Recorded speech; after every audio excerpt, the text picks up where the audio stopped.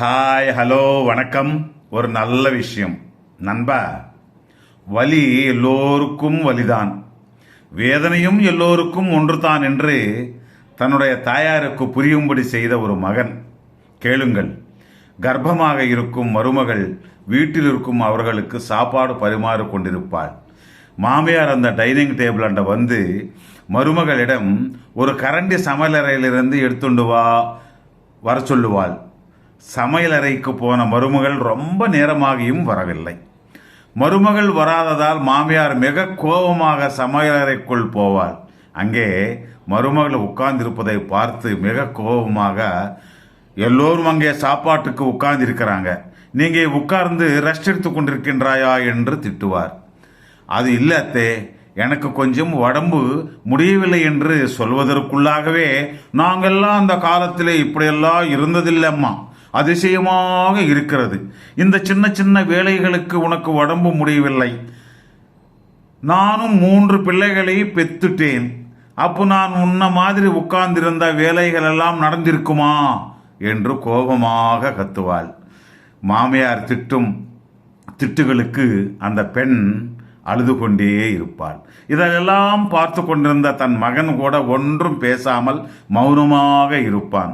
மறுநாள் யாரும் வீட்டில் இல்லாத நேரத்தில் அத்தை வீட்டுக்குள்ளே வரும்போது தன்னுடைய கால் வாசலுக்கு இடித்து கீழே விழுந்து விடுவாள். தன் மகன் ஓடி வந்து தாயை எழுப்பி சேரில் உட்கார வைப்பான். தாய்க்கு எந்த ப்ராப்ளம் இல்லாததை பார்த்து சந்தோஷப்படுவான். தாய் மட்டும் காலை பிடித்து கொண்டு ரொம்ப வலியாக இருக்கிறது என்று சொல்வாள். அதுக்கு மகன், ஏம்மா, நீ நல்லா தானே நடந்து கொண்டிருக்கின்றாய் அல்லவா, உனக்கு எந்த வலியும் இல்லை, டிராமா பண்ணாதே என்று சொல்வான்.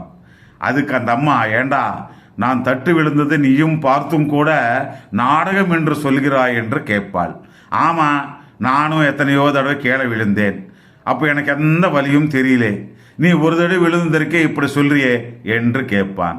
அப்ப அந்த தாய் பெணாத்து கொண்டே, நீ அந்த வலியை மறந்திருப்பாய், யார் வலியை அனுபவிக்கிறார்களோ அவங்களுக்கு தான் வலி தெரியும், வலி பற்றி பார்க்குறவங்களுக்கு என்ன தெரியும்னு. இப்போ நான் விழுந்த வலி விட உன்னுடைய வார்த்தைகளே என்னை மிகவும் பாதிக்கிறது என்று சொல்லுவாள். அதற்கு தாய் பக்கம் சிரித்து கொண்டு பார்த்து, எதற்காகம்மா, நேத்து உன்னுடைய மருமகளை அத்தனை பேச்சு பேசினாயே, நீயும் 3 குழந்தைகளை பெற்றெடுத்தவள் தானே, நீயும் உன்னுடைய மருமகளை கஷ்டம் தெரிஞ்சுக்க வேண்டாமா? பாவம், நீ திட்டிய திட்டுகளுக்கு என் மனைவி எவ்வளவு வேதனை அடைந்திருப்பாள் என்று கேட்பான்.